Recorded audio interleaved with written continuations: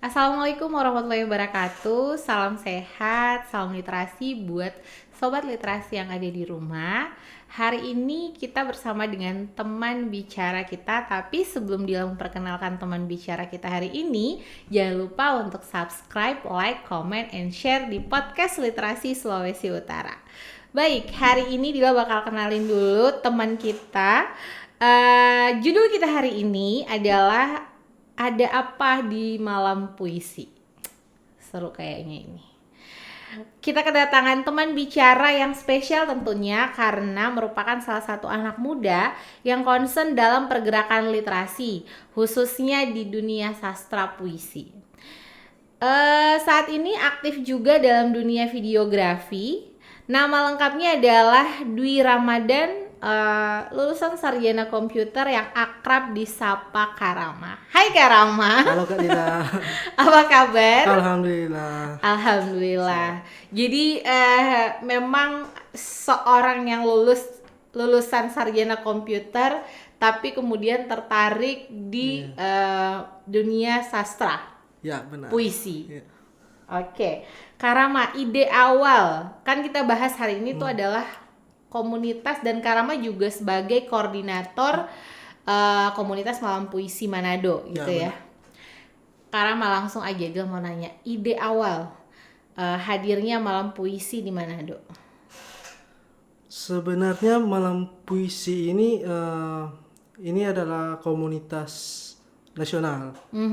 Dia ada beberapa komunitas Malam Puisi atau komunitas serupa di beberapa daerah juga. Oke.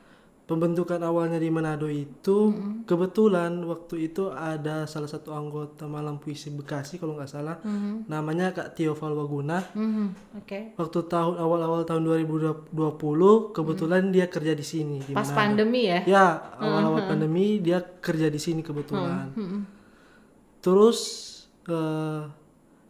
kayak kalau yang saya tahu, sejauh yang saya tahu, mereka ngumpulnya itu di kedai rumah kopi, itu di dekat kampus Unsrat. Itu mereka ada 6 orang. Kak Tio itu sendiri, ada Kak Neti, ada Yuri, Sasa, Bahtiar, sama saya lupa lagi satu sih siapa. Pokoknya mereka ada berenam. Kemudian Kak Tio sih yang inisiasi. Kenapa nggak buat juga di Manado tuh Malam Puisi ini? Iya. Karena melihat juga antusias teman-teman dan minat ke puisi juga banyak gitu ya di Manado ya. Ya, karena kebetulan yang ngumpul pada saat itu memang tertarik di dunia literasi khususnya puisi sih. Khususnya puisi, kebetulan ngumpulnya. Dan Rama masuknya itu, Kak Rama sendiri masuk di komunitas Malam Puisi itu apakah sejak awal berdiri atau? Kalau gabungnya memang dari sejak awal berdiri sih, cuma tidak termasuk di inisiasi awalnya. Oh, tidak masuk di teman-teman yang inisiasi, dan itu 6 orang yang menginisiasi awal pembentukannya komunitas Malam Puisi Manado. Oke, berarti Malam Puisi ini memang ada di seluruh Indonesia ya? Iya, ada Malam Puisi ya, contohnya Malam Puisi Bekasi, Malam Puisi Bali, dan lain-lain. Menarik, nice. Dan terhubung nggak sih teman-teman Malam Puisi di Manado dengan teman-teman Malam Puisi yang ada di luar, juga terhubung nggak? Saling punya kolaborasi juga nggak sih sejauh ini? Kalau kontak-kontak kan ada sih di Instagram, ada sejauh ini ada. Cuma untuk kolaborasi untuk membuat sebuah kegiatan belum ada sih sejauh ini. Belum ya, harapannya ada lah ya nanti. Semoga. Ya. Oke, Karama, apa saja kegiatan Malam Puisi? Ya seperti namanya Malam Puisi Manado, ya kita membuat sebenarnya ide dasarnya pembentukan Malam Puisi, ya kita ngumpul sambil baca puisi gitu. Ngumpulnya tapi bukan hanya sekedar ngumpul terus baca puisi doang, tapi dirangkaikan dengan acara-acara misalnya seperti ada penampilan live music dan lain-lain begitu. Tapi intinya itu puisi. Intinya itu puisi. Isinya puisi. Walaupun tetap ada tetap menggunakan musik. Oke, menarik ya. Apa namanya sih kalau kita sebut tuh musikalisasi puisi. Susah bener mau ngomong musikalisasi puisi. Oke, Karama berarti apa namanya, Malam Puisi juga punya banyak beberapa kegiatan. Salah satu yang menjadi kegiatan rutin itu Iya. di 1 tahun kemarin itu dari satu kafe ke kafe yang lain gitu ya, Iya. untuk mengisi beberapa acara. Atau memang menginisiasi sendiri, datang terus ya udah kita show bersama di situ, atau seperti apa? Jadi awalnya itu memang cara kita untuk membacakan puisi itu sebenarnya unik. Kenapa kita pilih kedai-kedai? Karena sekalian untuk membantu UMKM. Oke, Apalagi menarik. kedai-kedai baru, kita Iya, lebih iya, pilih iya. kedai-kedai baru sebenarnya. Tapi tidak menutup kemungkinan kedai-kedai lama juga kita datangi kalau memang misalnya kedai tersebut menawarkan tempat untuk kita membuat kegiatan di situ. Jadi misalnya ada kafe baru nih atau kedai baru, mau ajak malam puisi untuk bikin kegiatan di situ. Ya kita atur jadwal dan segala macam, apakah bisa ya kita buat di situ kegiatan baca puisi. Iya, berarti juga salah satunya tujuan dari membuat eh, komunitas malam puisi ini, salah satunya juga ingin membantu teman-teman yang baru running kafenya untuk meramaikan begitu ya, Iya, salah satunya. untuk membuka peluang-peluang teman-teman juga bisa datang gitu Iya. ya, meramaikan. Tujuan yang luar biasa. Oke, baik. Kak Rama, tadi kan kita udah bicara dengan sampaikan tujuan-tujuan dari itu. Selain tujuannya mungkin meningkatkan pelanggan atau pengunjung yang ada di kafe-kafe, apalagi tujuan dari malam puisi? Ya tujuan utamanya ya untuk lebih ini sih, lebih memperkenalkan ke halayak umum bahwa puisi ini bukan hanya sekedar puisi. Kan di masyarakat umum ya puisi hanyalah puisi, tapi kita ingin membawakan puisi dengan cara yang asik begitu, dengan cara yang tidak terpaku bahwa puisi ini ya hanya tulisan yang ada di buku begitu, hanya sekedar kata-kata yang kalau Yang indah gitu yang ya. indah, tapi memang ya puisi juga bisa menggambarkan isi hati, isi kepala dan lain-lain begitu. Apa puisi menurut Kak Rama sendiri? Kalau puisi buat saya sendiri itu lebih ke ini sih, lebih ke jejak proses saya sendiri. Kalau saya kenapa saya menulis? Karena saya ingin meninggalkan jejak proses saya ketika saya suatu saat nanti karena kebetulan ini lagi ada kasus kebetulan akhir tahun kemarin baru-baru saya sedang ada di proses sedang ada di fase yang sangat jatuh-jatuhnya. Tulisan saya yang menyadarkan bahwa saya harus bangkit. Bahwa memang perjalanan ini memang sulit, dan tulisan-tulisan saya yang membuat saya sadar bahwa saya harus tetap berjalan, tetap hidup dengan baik, tetap berkarya apapun yang terjadi begitu. Emang pernah ada kejadian apa sebelumnya? Ada lah beberapa ya Kepo ya. beberapa kejadian yang membuat saya merasa ya hidup ini sulit gitu. Oke. Dan akhirnya ada beberapa tulisan yang tertuang dalam karyanya Kak Rama ya. Iya. Oke, bercerita tentang karya. Apa yang sudah dihasilkan atau apa saja karya yang sudah dihasilkan oleh teman-teman di komunitas Malam Puisi Manado? Alhamdulillah sejauh ini ada 3 orang termasuk saya di anggota Malam Puisi yang telah membuat buku. Selain saya ada Torik Atawari sama Bang Sam Rambu Jagat. Oke. Gitu. 3 orang itu yang sudah menghasilkan karya. Kalau karya Kak Rama sendiri, apa saja karyanya? Kebetulan kalau saya sudah 2, ada Di bawah nggak? Ada. Yang mana nih? Yang pertama, tunjukin dong buat teman-teman sobat yang pertama literasi. judulnya Angka 1. Oke. Terus buku yang kedua Terima Kasih dan Maaf. Terima kasih dan maaf. Oke. Yang menginspirasi Kak Rama kemudian menulis menjadi sebuah karya. Ada 2 nih karya hari ini. Kan tidak semua orang bisa melahirkan sebuah karya. Seperti apa? Apa yang menginspirasi Kak Rama? Apa yang mendasari deh gitu? Kalau dasarnya sebenarnya ya seperti anak muda yang sedang sedang ranum-ranumnya soal percintaan. Ya salah satunya kenapa dua buku ini tercipta ya karena masalah cinta sebenarnya. Oh, jadi keduanya ini hadir karena ada sebuah alasan yang sangat Asmara. sangat klasik di kalangan Anak muda. anak muda soal cinta. Ya. Cinta kan ini tidak hanya antara lawan jenis satu dengan lawan jenis yang lain gitu ya, tapi kan mungkin bisa jadi cinta dengan alam semesta gitu mungkin ya. Atau memang ini isinya adalah sebuah asmara. Sebuah asmara. Oh, baik. Curahan hati nih ceritanya. Ya bisa dibilang curahan hati sih. Curahan hati yang menjadi satu karya tulis gitu ya. Karya tulis di dalam ini semuanya puisi kah? Lebih ke prosa sih sebenarnya, lebih ke oke. prosa-prosa singkat. Prosa singkat. Oke, baik. Karena berarti kan dari mengikuti komunitas malam puisi akhirnya juga terpantik untuk menghadirkan akhirnya sudah ada 2 karya gitu dan teman-teman yang lain juga, ada Mas Sam gitu ya. Ada Katorik juga yang sudah mengakhirkan karya-karya puisi gitu. Oke. Karama, untuk Karama sendiri mungkin apa yang membuat Karama tertarik di dunia sastra? Khususnya di puisi.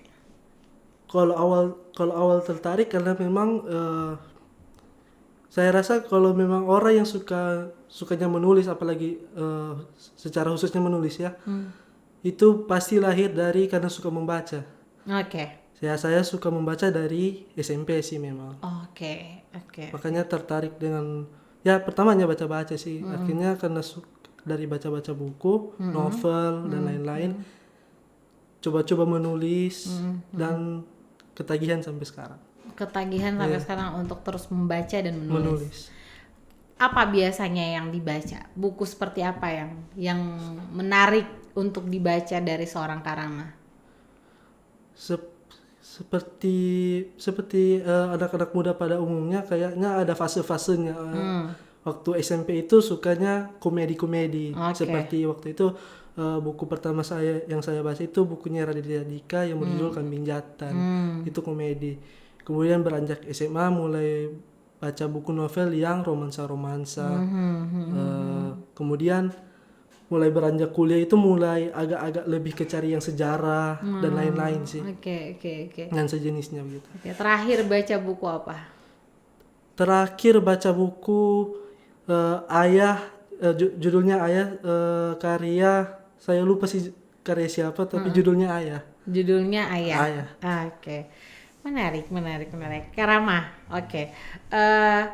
Yang menjadi ada nggak sih harapan Karama untuk malam puisi sendiri? Ada sih. Apa? Harapan saya untuk malam puisi untuk selanjutnya sih agar supaya malam puisi ini tetap bergerak. Sekecil apapun langkahnya tetap harus bergerak. Jangan mau kalah oleh perkembangan zaman, tetap bernafas dengan baik. Walaupun tantangannya sebesar apapun, sekecil apapun langkah, tetap harus bergerak sih. Harus tetap ada ada ruhnya, ada nafasnya gitu ya harapannya.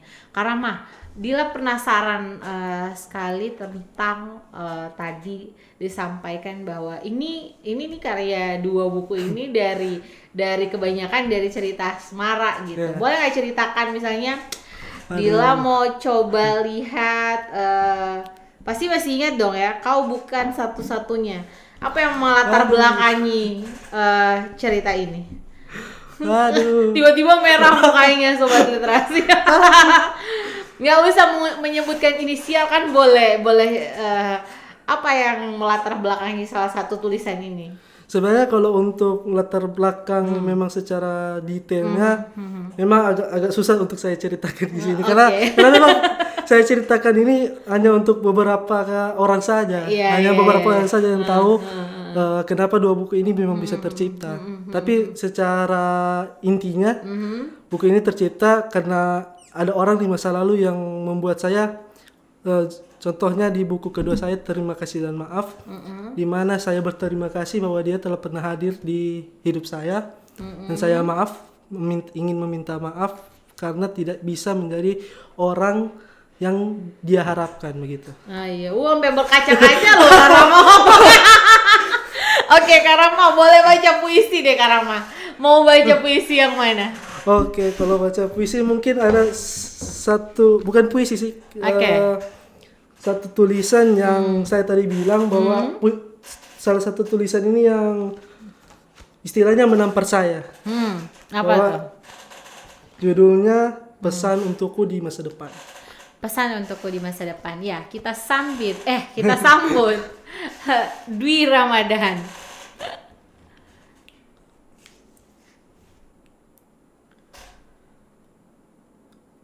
Aku ingin membaca sebuah pesan. Sebuah pesan sederhana untuk diriku di masa depan.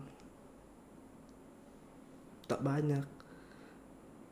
Hanya saja, jika kau memang lelah, beristirahatlah. Tidak apa-apa. Kau hanya manusia. Apa yang kau perjuangkan saat ini akan kau rasakan hasilnya suatu saat nanti. Walaupun hasil tak akan selalu berbanding lurus dengan ekspektasi. Tapi tidak apa. Teruslah berusaha. Kau tidak hidup hanya untuk memenuhi segala ekspektasi liarmu. Setidaknya kau tidak menyerah. Jika kau lelah tapi bahagia, teruskan saja apa yang membuatmu bahagia. Oh ya, jangan lupakan orang-orang yang ada di sampingmu, yang sudah mau membantumu dengan tulus hingga kau bisa berada di titik ini, yang tak pernah berpikir untuk pergi darimu, bahkan di saat kau tak punya orang lain lagi untuk mendengarmu, yang selalu menjadi saksi atas kerja kerasmu. Jangan pernah tinggalkan mereka. Aku hanya ingin mengingatkan bahwa perjuangan tak akan selalu menepati janjinya kepada hasil. Maka berusahalah, tetaplah berjuang. Jika kau masih ingat satu nama yang selalu ingin kau perjuangkan, perjuangkanlah. Memang sebelumnya ada beberapa nama yang sempat singgah padamu, tapi saat ini namanya telah mendapatkan tempat dengan bingkai terbaik di hatimu. Aku tidak tahu bagaimana akhirnya nanti, tapi jika di masa depan masih ada namanya yang terpajang rapi di sana, perjuangkan saja dia dengan sebaik-baiknya. Perjuangkan apa yang hatimu mau. Jangan lupa selalu doakan untuk kebaikannya. Namun, jika suatu saat nanti hasilnya berbanding terbalik dengan ekspektasimu, tidak apa-apa. Setidaknya, kau sudah berjuang. Berarti dia memang bukan jalanmu. Bacalah pesan ini saat kau memang sudah tidak tahu arah. Sudah tidak tahu lagi kemana akan melangkah. Bacalah pesan ini ketika kau merasa kalah dan gagal. Tak lagi menemui angka 1. Bacalah ketika kau merasa tak ada lagi yang mau mendengarmu. Ingat, kau masih punya Tuhan. Semoga ini bisa menjadi pengingat yang tak hanya sekedar baik, tapi bisa menjadi temanmu. Semoga. Yeay, hore. Panjang ya? Lumayan panjang. Itu apa? Ceritanya tentang tadi kalau tidak salah sempat ku dengar kalau tidak menemui angka 1, maksudnya apa tuh? Tidak menemui angka 1 itu maksudnya saya merasa bahwa setiap perjalanan dimulai dari angka 0. Untuk berjalan itu misalnya kita untuk menuju ke sana ke depan itu harus dimulai dengan satu langkah. Jika kita tidak menemui angka 1 atau tidak menemui satu langkah apapun, ya jangan menyerah. Oke. Maksudnya begitu. Selalu ada harapan gitu. Selalu ada harapan dari sebuah perjalanan, sebuah langkah, gitu ya. Memiliki banyak harapan. Jadi Karama nih tipe tipe yang melankolis gitu ya, yang semuanya dirasa gitu. Bisa dibilang begitu. Oke, saya jarang menemukan seorang lelaki yang bisa mengekspresikan rasanya tuh lewat sebuah tulisan gitu. Oke, baiklah. Karama punya ini enggak harapan atau mimpi untuk Karama sendiri? Tadi kan untuk malam puisi. Kalau Karama sendiri, apa yang ingin Karama capai? Kalau untuk jangka panjang, yang saya lihat di sini saya ingin punya studio sendiri sih. Oke. Amin. Tapi kalau untuk kedepannya, untuk sehari-hari atau untuk beberapa saat kemudian, mungkin ya bisa hidup dengan baik saja sih. Bisa bernafas dengan baik, bisa baik untuk semua orang lah. Bermanfaat untuk semua orang. Oke. Baik. Terima kasih Karama. Harapan yang luar biasa, mudah-mudahan apa yang diharapkan, apa yang diimpikan bisa segera terwujud. Amin. Terima kasih Karama sudah hadir di podcast Literasi Sulawesi Utara. Tidak terasa kita sudah sampai di segmen terakhir dan saya mau ucapin terima kasih banyak dan sukses selalu buat teman-teman komunitas Malam Puisi. Semoga terus berkolaborasi, bergerak dan tetap memberikan nuansa-nuansa yang indah dalam sebuah karya-karyanya. Baik, terima kasih banyak sekali lagi Karama, teman-teman komunitas Malam Puisi dan sobat literasi yang di rumah juga terima kasih banyak yang sudah menonton podcast Literasi Sulawesi Utara. Selalu setia dan jangan lupa yang belum subscribe ya, dan jangan lupa untuk komen, like, and share juga. Terima kasih banyak untuk semuanya dan salam sehat untuk semuanya dan sampai jumpa. Bye, salam literasi.